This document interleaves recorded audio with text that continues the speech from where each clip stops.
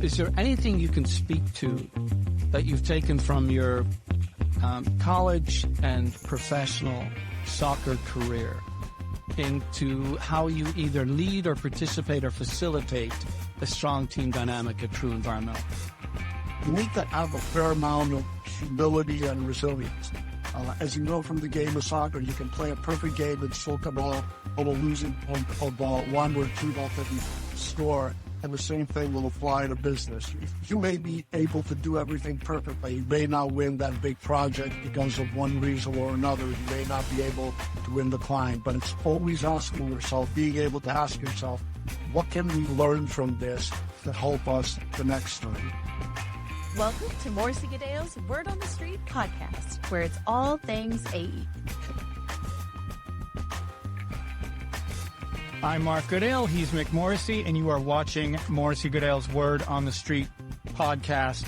Mick, welcome as always, and as the dark, cold months of winter approach, I trust you are outside doing yard work and splitting firewood, the kind of things that I know that you love. Yes, Can yes. you talk about that a little I'm bit? The constructing manly things an that you do. igloo in the back yard right now, preparing me yet, for but that's okay. the months ahead. But I will say, while I'll be in that igloo for quite some time, just looking at a lot of the mega deals that are happening in the industry right now. There's a lot of big deals. I know our team is talking about that a lot, and we're writing about that a lot. But it's interesting. We're seeing a shift from consolidation to mega acquisitions. Yeah, it is. It just keeps happening. Yeah. So we have a great guest today. Today we are joined by Jim Stamatis, CEO of True Environmental, ranked number 219 on ENR's top 500 design firms list and number 127 on the ENR top 200 environmental firms list, and a recipient of a Morrissey Goodale 2025 Best Post-Transaction Award as part of our Excellence in Acquisitive Growth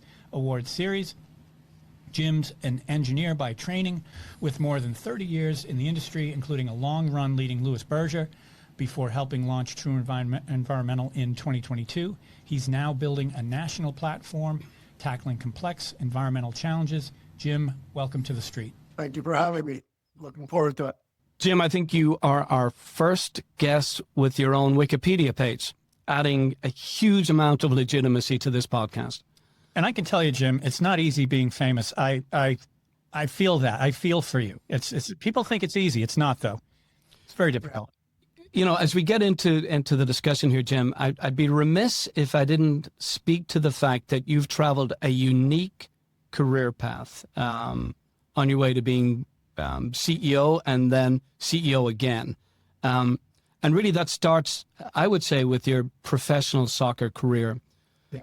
But before we get to that, I want to talk about just how darn good you were as a soccer player in college when you played. Go easy there. When you played for Penn State, for Penn State, and you played as a striker, is that correct?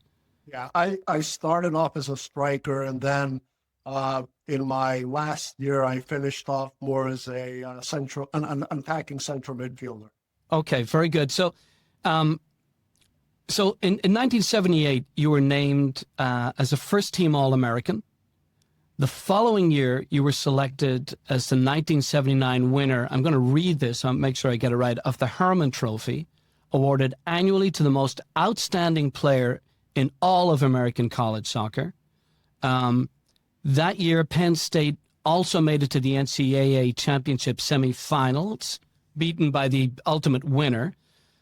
You were so good that you played for the U.S. under-23 national team at the 79 Pan American Games, and you were preparing to go to the Olympics, the 1980 Olympics, but then we all know what happened with the 1980 Olympics. Can I ask, how many goals did you score in your college career?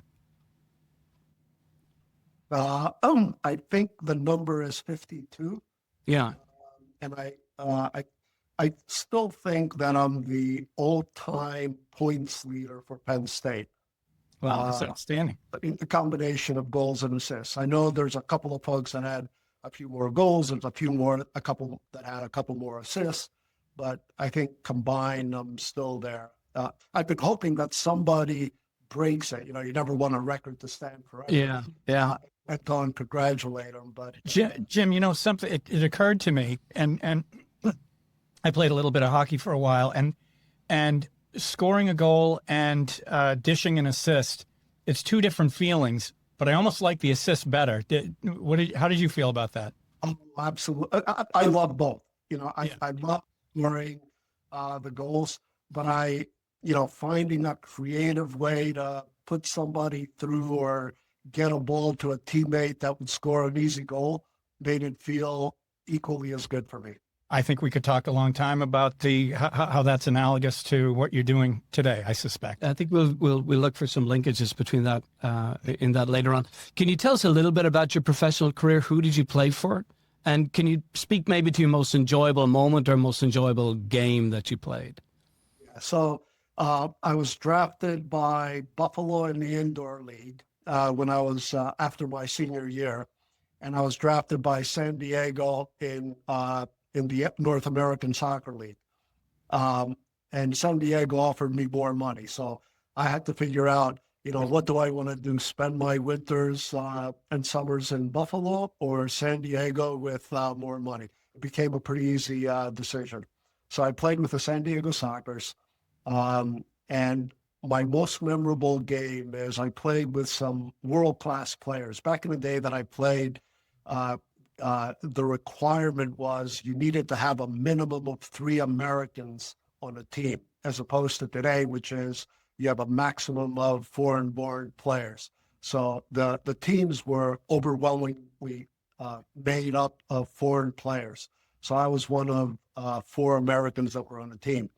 And I played in a game that, very memorable because we played July 4th game in front of about 40,000 people in Jack Murphy Stadium in San Diego. And we went to a shootout with the Tulsa Roughnecks. And the first 2 folks from Tulsa made if you remember back then, they started at like the 35-yard line and they dribbled in. It was a 1-on-1. You got 5 seconds to score. So their first 2 people scored.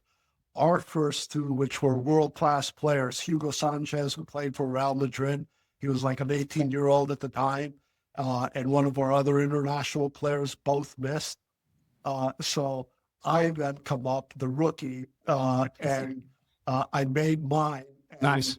Long story short here is the next 2 guys from the Sockers made theirs, and the next 2 folks from the Roughnecks missed theirs, and we ended up winning 3-2. So Fantastic. And I know we want to get into the industry discussion here, but before I do that, I've one last question with respect to soccer. So, greatest false number 9 ever, Bobby Firmino? he's number 2. Okay, so we're going to edit your answer and we're going to move on from there. Thank you. Thank you, Jim. It's whatever you say. So Jim, you've led Louis Berger. It's one of the biggest names in the industry, and now you're helping build one from the ground up with True Environmental. What drew you to take on another big industry adventure instead of simply riding off into the sunset and telling great tales about your multiple careers? So I left in the middle of the pandemic after I sold Louis Berger. I stuck around for about 1.5 years to help with some integration and restructuring. And, leaving in the middle of the pandemic, I had some time for reflection. And I've spent a lot of time doing reading, exercising, a lot of things. I had some opportunities come up to go run another major firm and do some other things. Really didn't interest me. And I met up with the folks from Halley Capital, our current sponsor. Really, really liked them. And I got excited about the opportunity to come back and contribute to the industry by helping build something from the ground up. So that's really what energized me and excited me about getting back in. And Well, I've got to tell you, so far I love it, and I'm having a great time doing it. So it's a second act, or maybe a third act, I guess. But it's interesting. It's you. This firm has grown rapidly, obviously, and it's interesting that taking something from the ground up now makes me think when you think back to your early days in the business, what feels most different about growing a firm in the industry today versus when you first started? So I think the speed of change is the biggest difference. I think the part about the people, the culture, all of that has remained the same. To me, that part hasn't changed. What really has changed is the scale of some of the projects, the integration of technology and the speed of change are probably the most relevant and biggest things that have changed in the industry. Any lessons that you learned while running Berger that you've taken to True? And Yeah, I mean, where do I start? Number one for me is don't let growth outpace culture, systems, and processes. You got to make sure that that whatever you put in place the culture keeps up with it, because if it doesn't, your organization is gonna run amok.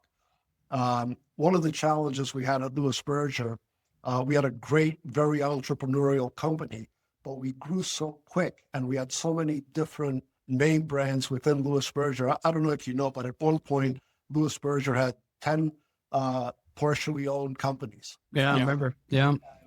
And we had, maybe 10 different cultures, 10 different logos, 10 different websites, etc.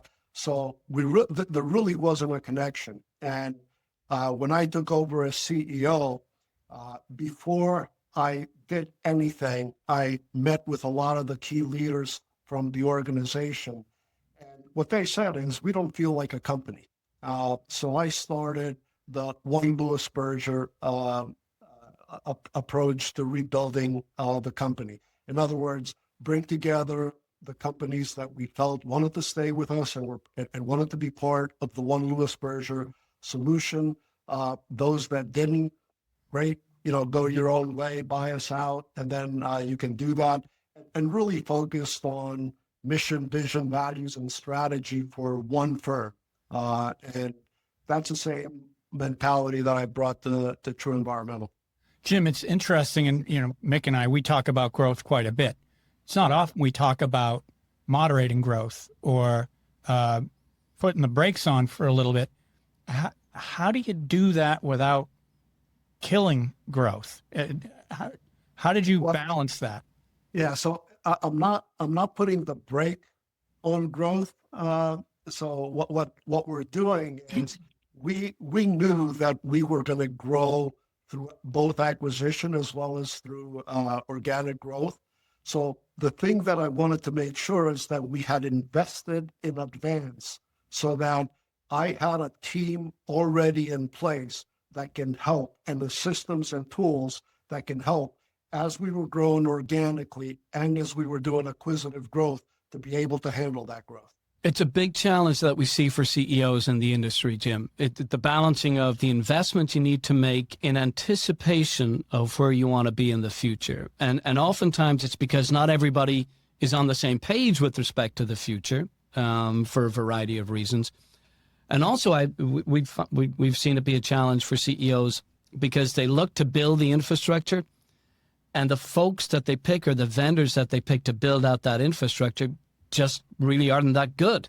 And so you've made the investment, you have a false start, it creates some real challenges. You got to make great decisions in that regard. Great point, Mick. And I will tell you that was one of the key ingredients in my decision to join Halley Capital to launch True. When we were talking early on, I wanted to understand that we were not going to have the pressure of you need to meet certain performance targets in terms of profitability, et cetera, which would prevent me from being able to hire a team. As a matter of fact, Halley Capital was terrific, the partners there. They said, do you know people that you can bring in? Do you have individuals? And they allowed me to go out and bring in a chief operating officer, a CFO, chief people officer, a chief information officer, and then a head of project accounting and integration. along with our very first acquisition. And they Yeah. already had some of those individuals in place. Sure. Yeah. So I'm sorry, Mark. go So ahead. you spoke about when we discussed what's different now than maybe at the start of your career, or when you were CEO at Berger, the speed, right? And that's something that I'm fascinated with as well over the last decade, just how quickly firms, particularly with the right financial sponsor or partner, how fast they are growing. So, for example, with True Environmental, the firm was founded in 2022. Is that right? Thereabouts. So just to give you, in the fall of 22, we launched with just me. Yeah. I went to my first conference, and people were asking, Jim, great to see you. True Environmental, how many people? I would say, just me, one. Yeah. The power of one, right? So now you're ENR number 219, right? You're listed on the environmental, ENR top environmental firm list out of 127. The speed of growth is remarkable. So, and you also spoke to Holly Capital having this team around you early, to be able to prepare for the growth. I want to pull on that string on teamwork.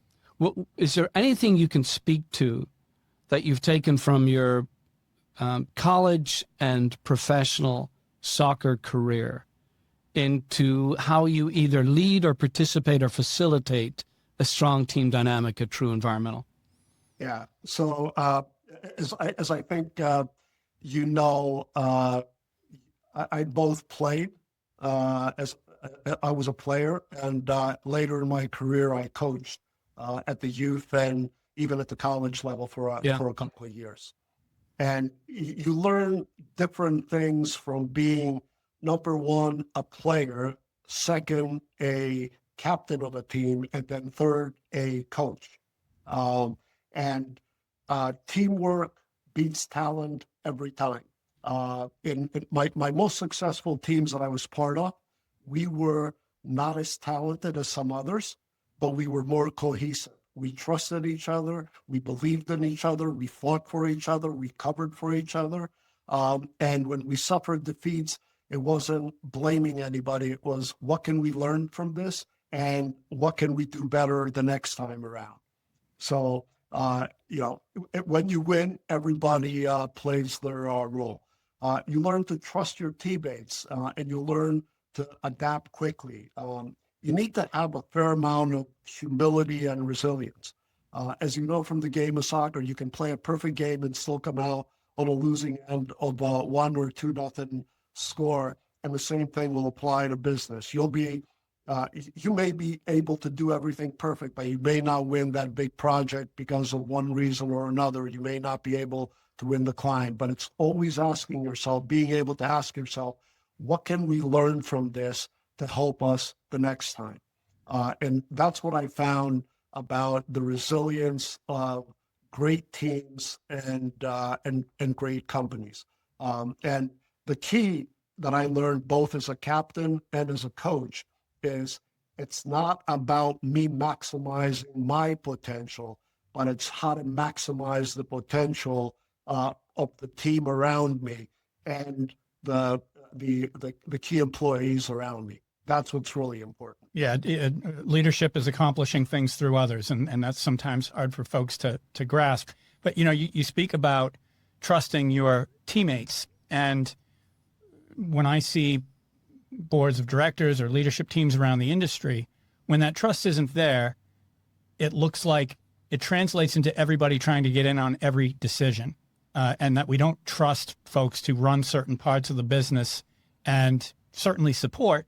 But do you see that as well? Do you see trust in teammates translating into trust into your teammates in the business world? Oh, absolutely. Without trust, you have nothing. The moment my leadership, my board, our employees lose trust, that's the moment that we're headed down the wrong path. We tried to be overly communicative with our entire team. I have quarterly all hands meetings. We send out monthly newsletters. We have an intranet site where we put up things about accomplishments to celebrate accomplishments. celebrate new ways of doing things, etc. And we need to be very, very transparent in the way that we do that with our employees, with our leaders, with our boards, with everybody. And that's the way we build trust. We do an annual employee engagement anonymous survey because we want to understand what are we doing well, what aren't we doing so well, where do we need to improve. And then after we do that, we go in and we present the findings to the employees, and we say, we heard you. Here's the things you think we're doing well. Here's the things that you don't think we're doing so well. And here's what we're going to do about them. Yeah, it's that transparency, feedback loops. It's all critical to building that trust. And as you move up in the organization to the leadership team, trust that's where it all flows from. If you've got trust at the leadership team, it'll flow down. Now, yeah, go ahead. All I was going to say is, soccer was such a microcosm for me, right? Because after a difficult game, we would get together the next morning and go through, what did we do well? Where did we fail in our game plan? What do we need to improve? What do we need to work before we get to the next one? It's the same thing in business. If we miss some things in business, whether we lose some key employees, a key client, a key proposal, et cetera, it's all about the lessons learned and how do you become resilient and vowed to improve. Let's take a deeper dive into True Environmental, and for the people who may not know the true story, what's the big idea behind the platform, Jim? So our idea was we wanted to build a North American. We started with national, but we really are thinking more North American because it includes Canada. Build a national platform that we're the first call that our clients make when they have a problem that needs to be solved, a destination for employees, people that want to be there, and we have the ability to amplify what the local firms do instead of replacing them. We want to combine the knowledge base of the acquired firms, the resources, technology, and be able to focus on partnership with them, not control. Our goal is to multiply the opportunities for everybody, to allow them to scale bigger across the organization, and we grow bigger and better together. It is great. It sounds easy. Every one of those elements is really hard to pull off. And it's interesting, in our strategy work, I know Mark, completely unrelated to this conversation, I know Mark has put in place vision statements, big picture statements, one element of which is we want to be the first call that our clients make. And it sounds great, it sounds beautiful, but to get to that position in your clients' minds and the prospects' minds, it takes a remarkable amount of sophistication in your marketing and your branding, and also in your execution, and also in your people, everything that you're talking about there. Where does the true come in the company's name? Is there a philosophy behind it? And it's interesting for me that this is the name of the firm, because your prior firm was Lewis Berger, right? So almost every firm in this industry, since in the last 50 years or so, had the founders' names in the name of the firm that then got abbreviated to the first initials of those founders' names. But you're starting with something different here. Can you talk about that? And then they became a constellation, right? Yeah. That was the final evolution. Yeah. That's right. Right. So what's the story behind True? So the story behind True is we wanted to reflect our values and our purpose, right? We want to be true to our people, be true to our clients, and be true to our principles. So that's really where it comes from. We want to be authentic, we want to be aligned, and we want to be a company that does things with integrity, and we want it to be a daily reminder of our transparency and accountability. That's really what we're focused on. So that's where True came from. Now, whether we keep environmental as part of it or not, we'll see. But True is the foundational element. And we love the mugs, by the way, as well. Thank you very much. The lids. Yeah, Yes, we'll of be course. using that tonight. So you've done integration before, multiple brands, multiple firms within Lewis Berger. Now you are at True Environmental integrating multiple firms under the same umbrella. From your perspective, what are the most important ingredients in making those integrations work culturally? And I know that integrations for one firm are not necessarily the same as integrations for another firm. So what does it mean at True? So even though you have a playbook of integration, Yeah. the key is flexibility to accommodate the individual needs of each partner company. So, I use the motto, like when we first meet with firms, my motto with them is, I'm Greek, so I follow the Hippocratic Oath, Yes. no harm. So we don't go in immediately, change the logos, change the stationery, tell everybody, here's what you're going to do. Most of the firms that we're acquiring are not major firms that have a whole slew of processes, procedures, technology, et cetera, in place. They're very, very busy. And if you go in, you could be very, very disruptive, and it could stop delivery to their key customers. So the way that we approach it is we go in and we try to learn, where can we add value? Is that value by helping them with recruitment? Is it by helping them with technology? Do they need to be on the cloud? Do they need finance and accounting? What is it that they need to help them achieve some greater mission? And then we follow the integration after that with our playbook by listening to them, understanding their needs, explaining to them why we're doing the things that we're doing so that they understand, and then trying to figure out to make sure that we're all coming together at the same place. We're very methodical about this. And, Mick, you're absolutely right. With every one so far, it has been the same playbook, but a different approach to doing it because each one had differing needs. And Jim, you mentioned maybe these firms don't have the most sophisticated business systems, but I suspect they do have an entrepreneurial spirit, or they wouldn't have been established to begin with. So how do you build consistency across the platform by preserving that entrepreneurial spirit within these companies? How do you do that without sort of snuffing it out? So what we try to do is we respect the local culture and the way of doing things, right?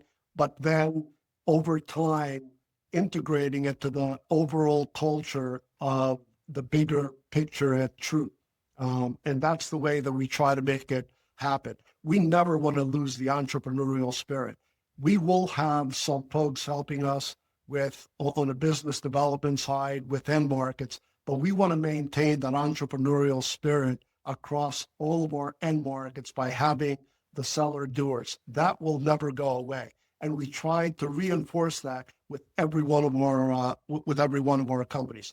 We keep telling them, we don't want you to change into something that you're not. We want you to continue this way, but we want to add to it by providing some key ingredients for help to help you achieve the next level along with us, together, not independently of us. I wonder if we can look at a specific acquisition to maybe get some ideas here about that. So True Environmental was the recipient of the Best Post-Transaction Award for your 2024 acquisition of Sundance Consulting in Idaho. Can you tell us what made that marriage so successful for both firms? Number one is we selected a great firm. Yeah. Right? So, September Myers, the owner, had built a great team. She had brought in Mark Rigotti, who was at CH2M Hill for a long time, Stacy Herrig, and a few other folks that had operated at a bigger scale. Yeah. And what they didn't have is a lot of the resources. So when they joined True, they were already starting to grow, but by us helping them with human resources and information technology, by giving them access to additional resources from the rest of the True organization, for Matrix, New World, and others, that allowed them to fulfill their mission to their clients and be able to provide additional resources above and beyond what they were doing before.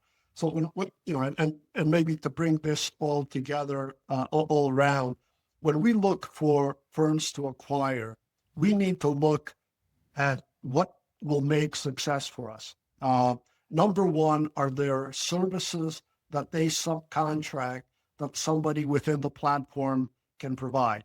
We know that we're going to always subcontract, but are there things that that can be provided by somebody else? Number two, do they have services that somebody within the True platform can provide to them that their clients may need, that they currently don't provide, right? So that's the second component. And number three, is there value that we can add by the things that we bring on from True Corporate in terms of whether, as I mentioned, the IT, the HR, the operational excellence, whatever it is that we can provide, is there value that we can provide? So when we find all three of those, that's usually a slam dunk for us to go forward.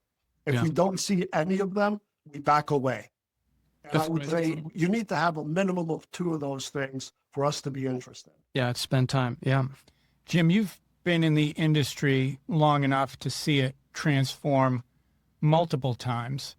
Where do you think we are in the current cycle of consolidation? What's been different this time?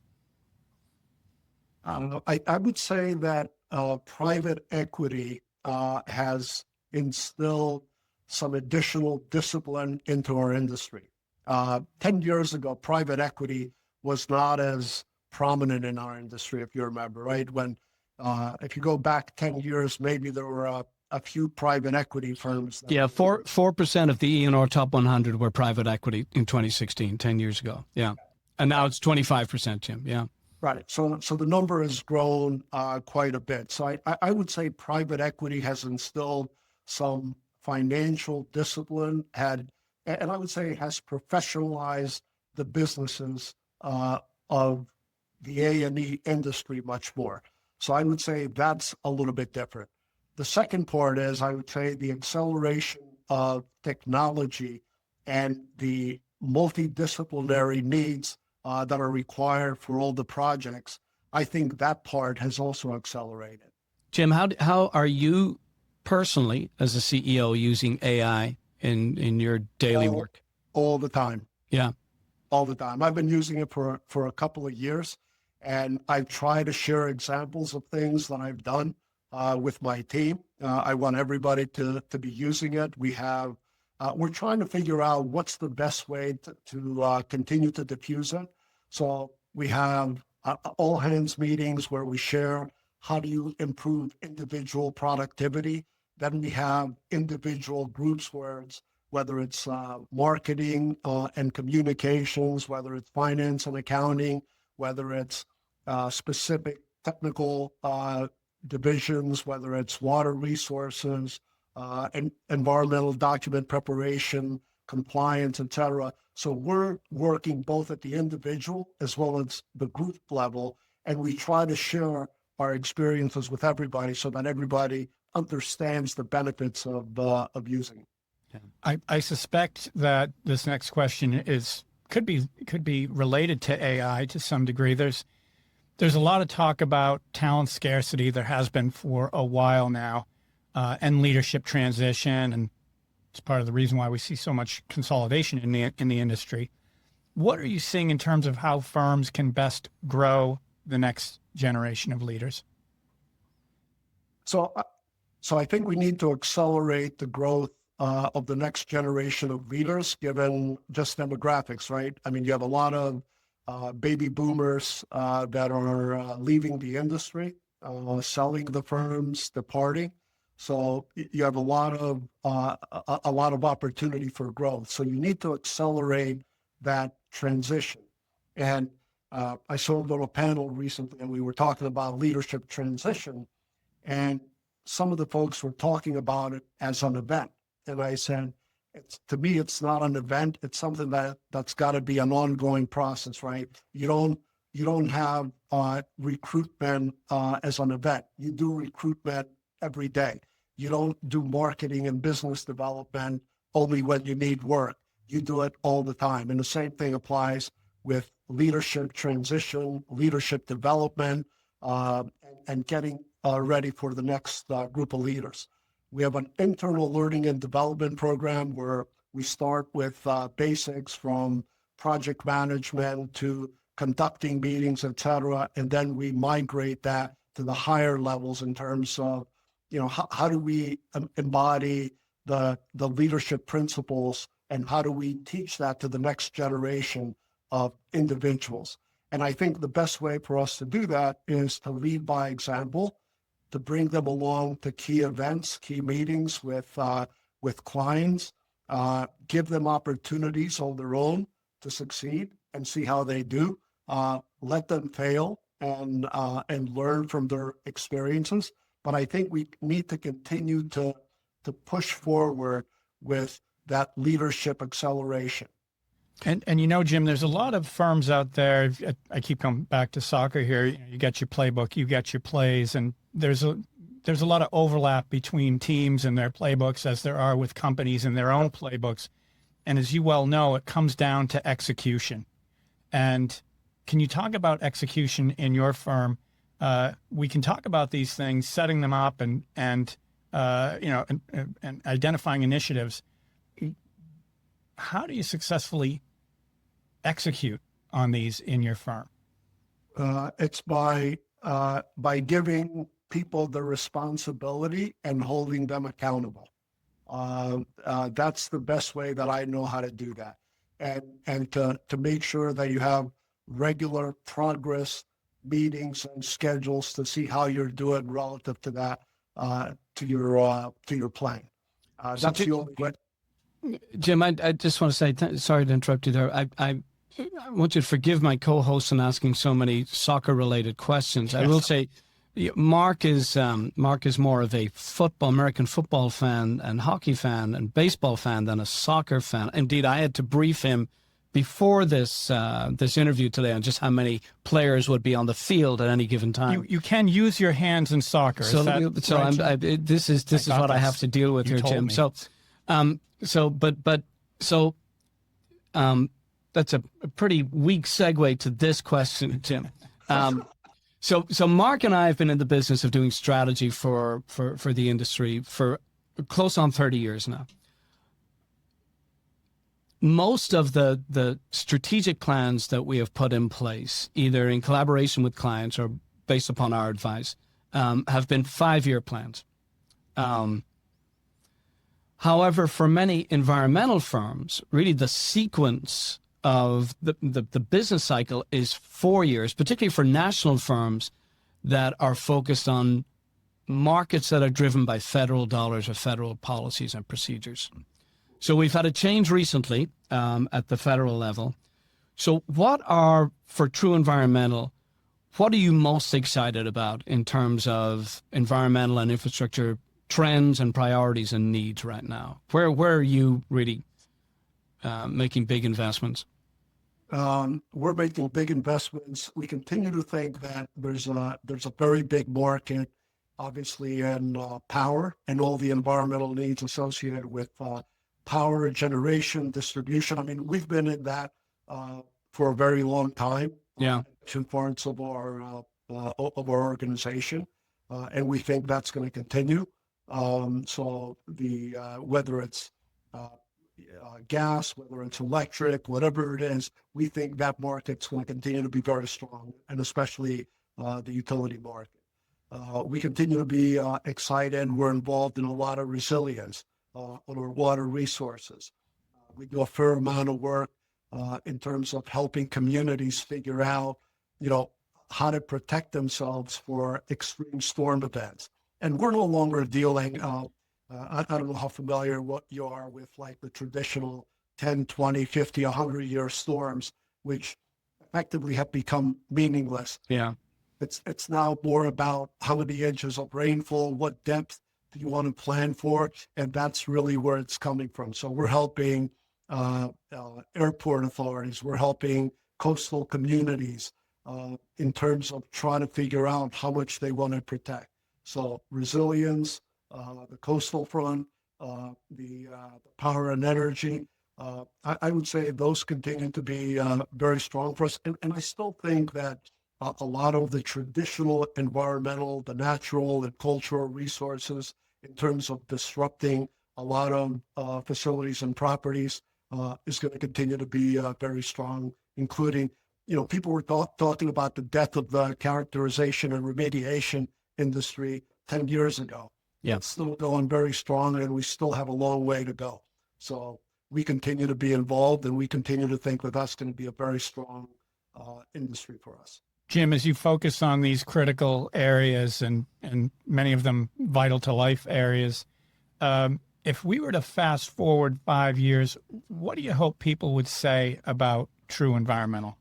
That we did it right, that we built a company that has a great culture and a great destination for employees to go to, and that we're a company that did not take a number of smaller companies, partners, and beat them into submission, but we became greater together. That to me would be the success story for it. I've heard from a lot of our clients, they've got a modest kind of mindset, many of them, about the success that they've achieved. And they give a lot of credit to just the economic conditions and the demand for the services, and that pretty much demand outstrips the supply and has for quite some time. But it could be that in the next decade or so, there could be a division of the haves and have-nots. And as firms develop or grow, what do you think will separate them from each other, the ones that thrive and the ones that might fall off the pace a bit? I'm just, off the top of my head, I'm thinking AI, and, this is something that's real different. And, it could be that some of the firms that jump on this and partner with it are going to get a big head start to those that might be resisting. It's things like that, Jim. Do you see any sort of, do you see anything in the industry that might separate firms, that might give some firms an opportunity to take a big leap ahead? I would say it's Darwin's law, right? Which is going to be agility and adaptability, coupled with a strong culture, is going to separate the best firms from those that don't survive.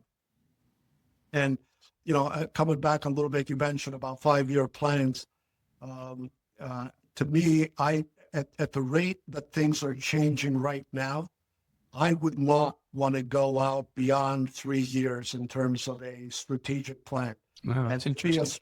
And to me, a strategic plan is a living document, right? You set it today, and then a year from now, and you could have a vast change, and you need to be agile and adaptable in order to be able to succeed. You can't say, hey, we came up with this 5-year plan, 6 months ago or a year ago, and we need to live up to this. We can't change. You got to be agile and adaptable. That sounds like a very successful soccer coach that I know, who speaks to agility and the ability to change in the middle of a game when the conditions change. That's it's all about the game. To me, like I said, there's so many parallels with like team sports that if you're not agile and adaptable, you're going to have your head hit into you. So Jim, you've had a long and very successful career. What's something about this industry that still surprises you or inspires you? The thing that inspires me, I'll start off with that, is that we're a very collaborative industry.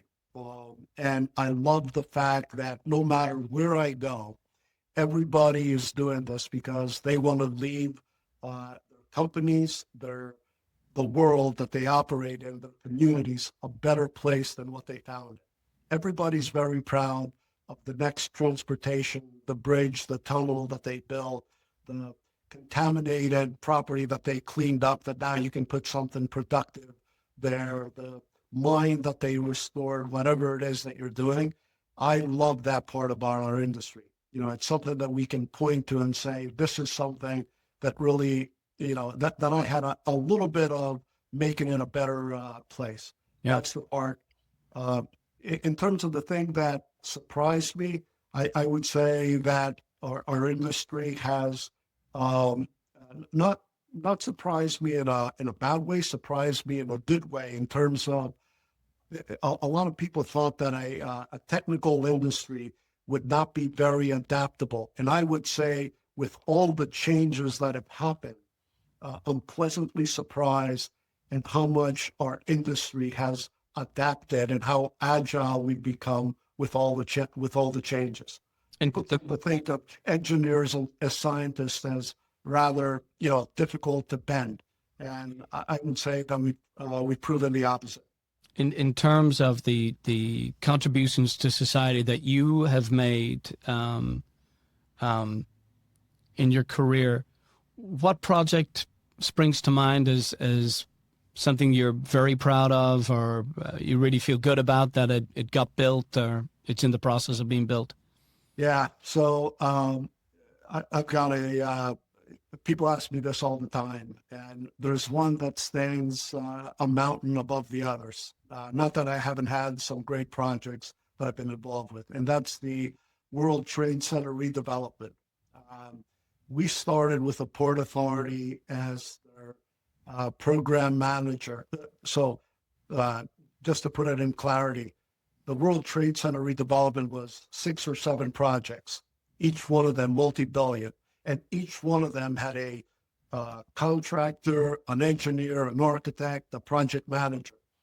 We were responsible for coordinating all those projects with the key leadership of the Port Authority's Program Management Division. So I would say, in terms of the one that I had a small part to play, was to be involved with that project. In my mind, it's probably the most successful mega project that we've done in a long time. Over $18 billion spent. And when I go back and I visit it, I'm astounded at what we've been able to accomplish. We had some incredible teams on that project. We have a couple of individuals, a few individuals that were Army Corps of Engineers and Army officers that served in Afghanistan and Iraq that ended up becoming the leaders of that project for us. Incredible human beings. Mike Donovan, Jeff Rice Cabbage. They were just unbelievable. Steve Hill, that they would have worked for the project for nothing, just because they wanted to make sure that the project came up like a phoenix out of the ashes, and that we could show that we were resilient and we can't be defeated. But that project, we took a ton of people through that project at various stages to show them what we were accomplishing.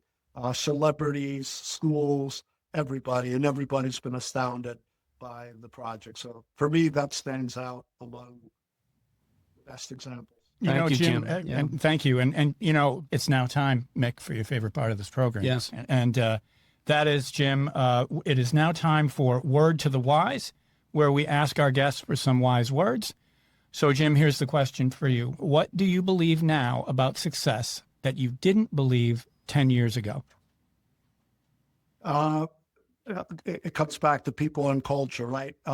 Maybe 10 years ago when I started in my journey, I was more focused as I was then the president of a division before I took over as CEO. I thought more about making sure I had the right strategy, but it's really all about culture. And I learned that very quickly once I transitioned to CEO. It really came down to make sure you take care of the culture, make sure people understand the mission, make sure people understand what the plan is, the vision, make sure they buy into it before you do anything related to strategy. So I would say making sure that you get the culture side right. Wise words indeed. Yeah. Jim, thanks so much for joining us today. It was a blast. It really having was. you, It was great with having us you on, today. Jim. Thank you. And thanks to our viewers. As always, please like and subscribe, and we hope to see you next time on the street. Thank you, Jim. Thanks, Jim.